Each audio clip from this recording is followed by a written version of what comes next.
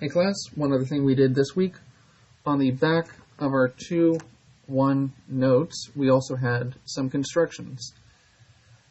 We were given the steps ahead of time. These are the steps to construct a copy of an angle and the steps to bisect an angle, to cut an angle in half. Your picture will not always look exactly the same as mine, but the steps, if you follow them, will work out. Should work out the same way.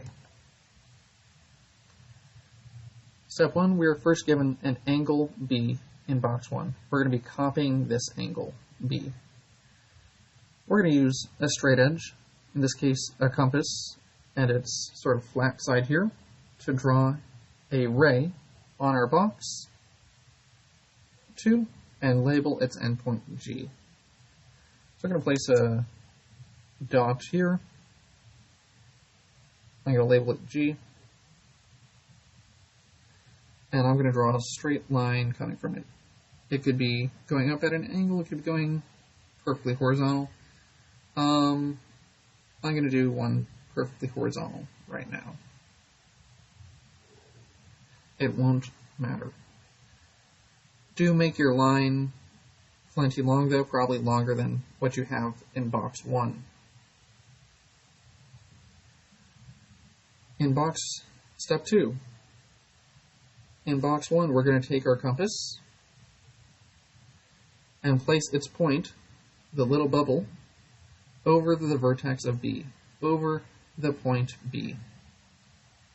And we're going to draw a large arc that intersects both sides of angle B. So we want to draw an arc that will cross through both sides. And we'll label those intersections A and C. So I'm going to place my bubble over the point B, and I'm going to adjust the compass setting so that it's going to cross over this angle here and the angle here. It's crossing over one point there, another point here. I'm going to grab a pencil for this now.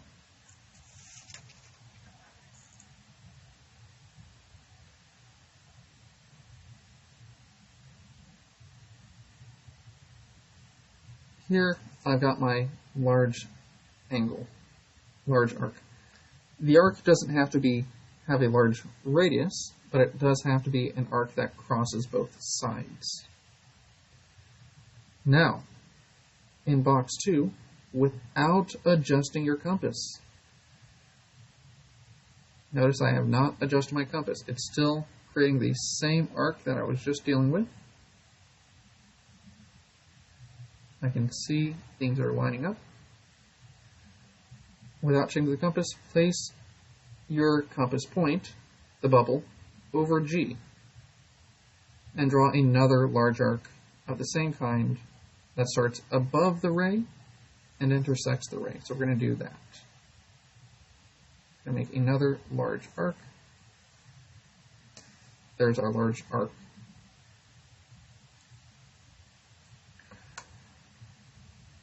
Let's not forget to label the points up here, A and C.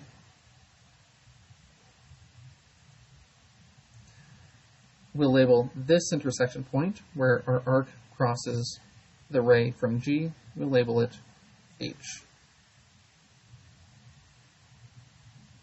Step 4, in box 1, we're going to place our compass point over A and adjust its size, adjust the setting here so that we see point C underneath it.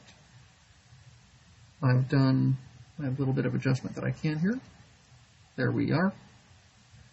I've got my point over A, and I can see point C right underneath in this hole. Step 5. Without changing the compass settings, we're going to go to box 2 and place our compass point over H.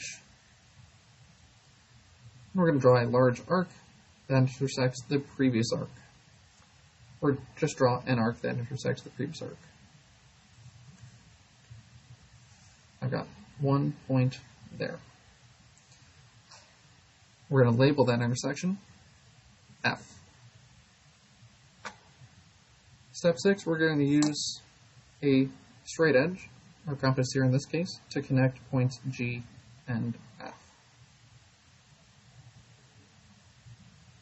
If we've done all of our steps correctly, our two angles should be the same size. I'll just take a minute to see if I can measure it using our compass.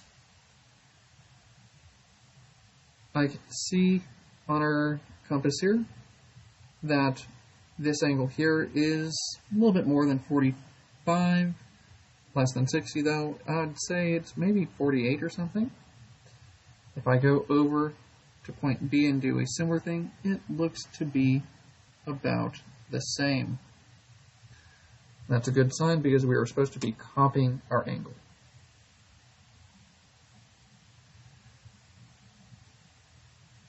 Next thing is bisecting angle.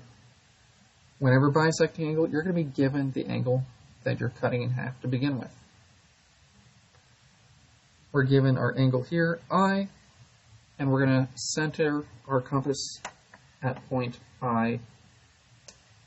Set our compass at point I. And set the compass to just any length, as long or as short as you want it, that will intersect our angle. Some of you are doing rather long intersections. You don't have to go to the arrows. You could have done much shorter distances. It doesn't matter what distance here. So I'm going to choose this distance right here. My point's over I. Step 2, we're going to draw an arc through both sides of the angle. So this is starting off just like our copying construction. We're going to draw an arc crossing through both sides.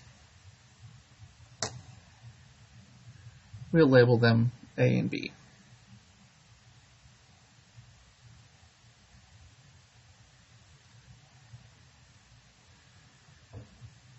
Without changing our compass settings, without needing to change our compass settings, we're going to center our compass now at point A.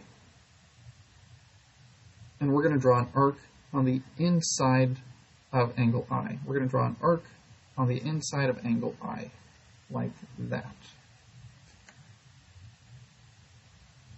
Make sure it's centered over A, it's holding over A. I'm going to draw an arc like that. As long as it's on the inside, roughly in the middle, you'll be fine. You do not need to go back to either part of this side here. It just needs to be an arc on the inside. Now, with the same compass setting, without changing anything, move over to B and draw another arc in the interior. It should cross the arc that you just made. So this was the arc we just made from A. The next arc we're making should also cross that arc.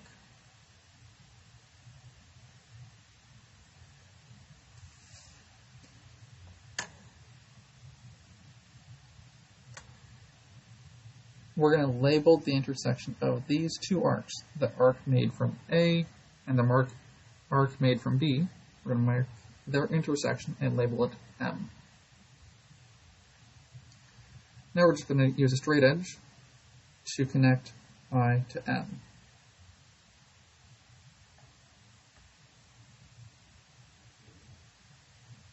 What we have now done is bisecting I. This ray here, connecting I to M, is cutting angle I in half. And we'll just sort of try and visualize that, confirm that visually. With the compass, I see that the original angle is a little bit more than 90, it looks like. Looks like it was super close to 90, but it's just maybe slightly more. And I see, cutting it in half, it is slightly more than 45. I'm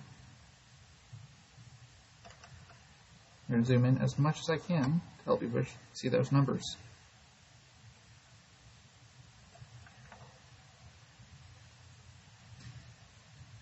lining point I up and the 0 up. Yeah, we see the original angle was larger than 90 degrees. This little tick mark would have been 90 degrees. And we see our bisector is more than 45 degrees. That's a good sign. It means our angle is being cut in half. There was no immediate homework associated with this, but it was important for you to do.